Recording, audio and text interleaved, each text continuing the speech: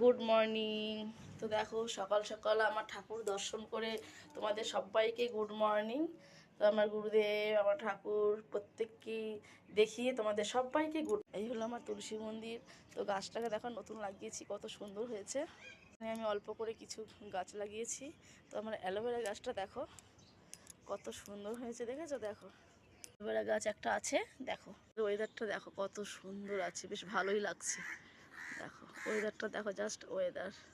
কালকে রাতে এইগুলো মাটিগুলো সব আমি দিয়েছি, দিয়ে এরকম আমার বর গাছ এনেছে এই বড় গাঁদা ফুল, তা সেইগুলো বেশ সুন্দর করে আমি বসিয়ে দিয়েছি। দেখো আমি এরকম এই কৌটো মানে জলের ছিল, সেগুলো কেটে আমি দুভাগ করে আমি এই দেখো গাছ লাগিয়েছি।